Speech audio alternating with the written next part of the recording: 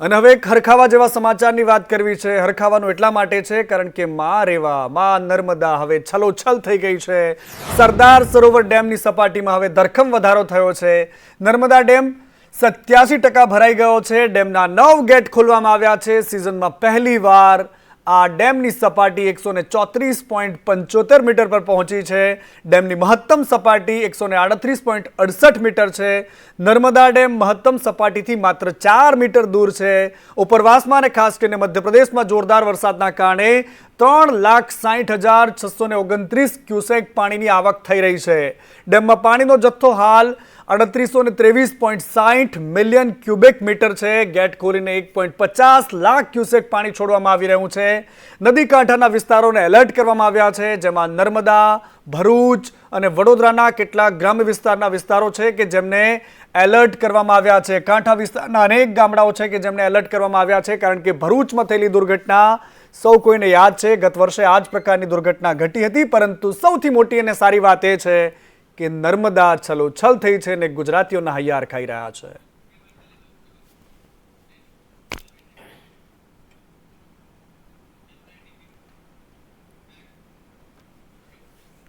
અને અમદાવાદમાં પણ ઉપરવાસથી વરસાદના કારણે અમદાવાદની સાબરમતી નદીમાં પાણીની આવક થઈ છે અને એના જ કારણે હવે વાસણા બેરેજના 3 દરવાજા ખોલવા માટે અહીંયા ખોલી દેવામાં આવ્યા છે। બેરેજમાંથી 3000 ક્યુસેક પાણી છોડાયું છે।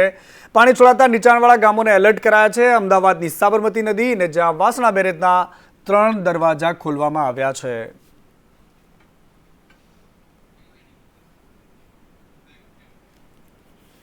અને ગુજરાતમાં વરસાદ જાણે વેકેશન પર ગયો હોય તેવું લાગી રહ્યું છે। તહેવારોની સિઝન વચ્ચે વરસાદ અત્યારે ગાયબ છે, પરંતુ 15 ઓગસ્ટ સુધી હળવા વરસાદની આગાહી અંબાલાલ પટેલે કરી છે અને ત્યારબાદ સારો વરસાદ ફરી એકવાર પડવાનો છે। અંબાલાલ પટેલની આગાહી છે।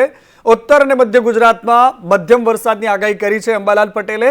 15 ઓગસ્ટથી રાજ્યમાં વરસાદનું જોર વધવાનું છે। ક્યાં ક્યાં વરસાદ પડશે, શું કહી રહ્યા છે અંબાલાલ પટેલ, આવો સાંભળીએ। ગતિ ધીમી પડી ગઈ છે। માત્ર છૂટો છવાયો વરસાદ જ નોંધાઈ રહ્યો છે, ત્યારે આવનારા દિવસોમાં વરસાદને લઈને કેવા પ્રકારની સ્થિતિ રહેશે જાણીશું હવામાન નિષ્ણાંત અંબાલાલ પટેલ પાસેથી। કાકા, વરસાદની ગતિ ધીમી પડી છે, સારો એવો વરસાદ ક્યારે પડી શકે? જી આયુષી, સંદેશ ચેનલમાં, ન્યૂઝ ચેનલમાં આપનું આભાર છે આપનો। વરસાદ એટલે જોઈએ તો હમણાં આજે તારીખ 15મી સુધીમાં છૂટાછવાયા વરસાદી ઝાપટા પડવાની શક્યતા રહેશે, જેમાં ઉત્તર ગુજરાતના કેટલાક ભાગમાં હળવા ભારે વરસાદ ઝાપટા પડવાની શક્યતા છે। મધ્ય ગુજરાતમાં કેટલાક ભાગમાં હળવા ભારે વરસાદ ઝાપટા પડવાની શક્યતા છે। પંચમહાલના ભાગોમાં હળવા ભારે વરસાદ ઝાપટા પડવાની શક્યતા રહેશે। 24માં દેશ સહિત રાજ્યના ભાગમાં ભારે વરસાદ થવાની શક્યતા રહેશે, જેમાં દેશની કેટલીક નદીઓમાં જળસ્તર વધવાની શક્યતા રહેશે। આહવા વલસાડમાં ભારેથી અતિભારે વરસાદ થવાની શક્યતા રહેશે। દક્ષિણ સૌરાષ્ટ્રના ભાગમાં પણ ભારે વરસાદ થવાની શક્યતા રહેશે। અને જર્જરિત રસ્તાઓ તો જોયા, પરંતુ સાથે સાથે ગુજરાતમાં જર્જરિત પુલ પણ છે। બનાસકાંઠાના વડગામના પીલુચા અને નગાણા વચ્ચેનો પુલ બિલકુલ જોખમી બન્યો છે। આ પુલ પર તમારે નીકળવું હોય તો તમારે જીવ હાથમાં લઈને નીકળવું પડશે, કારણ કે આ પુલ પર ગાબડા પડી ગયા છે।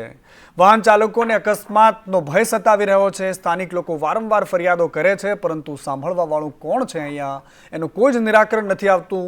તંત્ર અને કોન્ટ્રાક્ટરે પોતાની પોલ ન દેખાય તે માટે ગાબડાને ઢાંકવા માટે માટી નાખી દીધી છે, પરંતુ સામાન્ય વરસાદ પડે ને ત્યારબાદ આ મેકઅપ ઉતરી જાય છે। અત્યારે સ્થાનિક વ્યવસ્થિત રીતે ગાબડું પુરાય તેવી માંગ કરી રહ્યા છે। ગાબડા પૂરવાની માંગ થાય છે। આ પુલનું શું થશે એ તો કોઈ નથી જાણતું, કારણ કે એમને ખબર છે કે એનું નિરાકરણ જલ્દી આવે એવું નથી।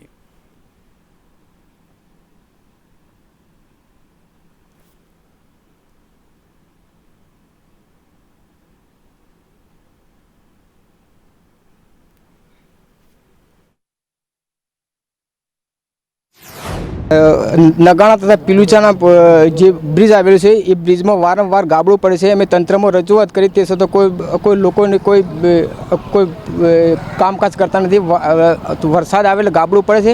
આ ગાબડું એવું પડ્યું છે કે આમદાર વાહન ચાલકોને બહુ મુશ્કેલી પડે છે। સાહેબ, આ નગોણાથી પીલુચા જવાના માર્ગમાં જે આ પુલ આવે છે એ પુલ ઘણો જર્જરિત છે।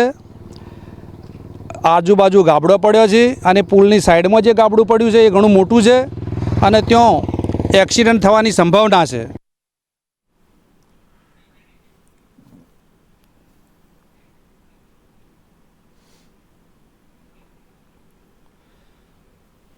અને આ ઘટના બનાસકાંઠાની છે. બનાસકાંઠામાં આ પ્રકારના બ્રિજ હવે ઠેર ઠેર બની રહ્યા છે. કોઈ બ્રિજ પર પાણી ભરાઈ જાય છે, તળાવ જેવા બની જાય છે, અને ત્યારબાદ લોકો જ્યારે નીકળે છે તો તંત્રને કોઈ શરમ નથી આવતી, કારણ કે બ્રિજના કામ કેવી રીતે થાય છે, કોઈ બ્રિજ બને પહેલાં તૂટી પડે છે, એના ટેન્ડર કોણે આપ્યા, એના માલિકોનું શું થયું, કોઈને કંઈ જ ખબર નથી હોતી. પરંતુ આવી જ એક બ્રિજની માયાજાળ આખા ગુજરાતમાં ચાલી રહી છે, જે બિલકુલ જોખમી છે.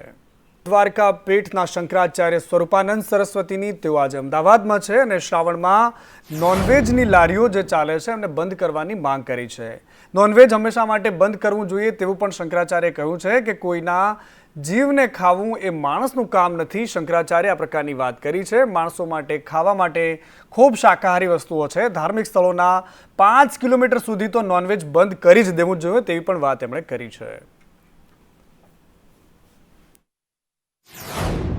श्रावण मास में नहीं, हमेशा के लिए बंद करना चाहिए हमेशा के लिए बंद होना चाहिए कि मांस खाना अच्छा मनुष्य का लक्षण थोड़ी ना है.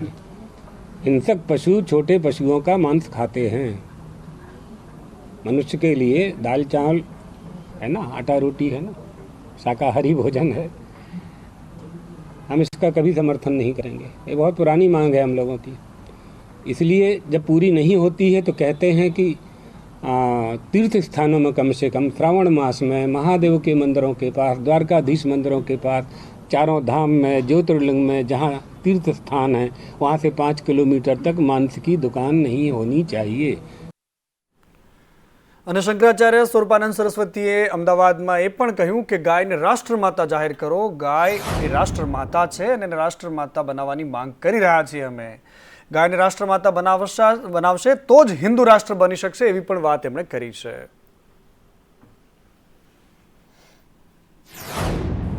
गौ माता राष्ट्र माता होगी तभी तो हिंदू राष्ट्र बनेगा. हिंदू राष्ट्र का संकल्प ले रहे हैं ना अपने लोग. तो जब तक गौ माता की रक्षा नहीं होगी तब तक हिंदू राष्ट्र की कल्पना कैसे सिद्ध कर पाएंगे हम. विश्व बंधुत्व हम में कैसे आएगा.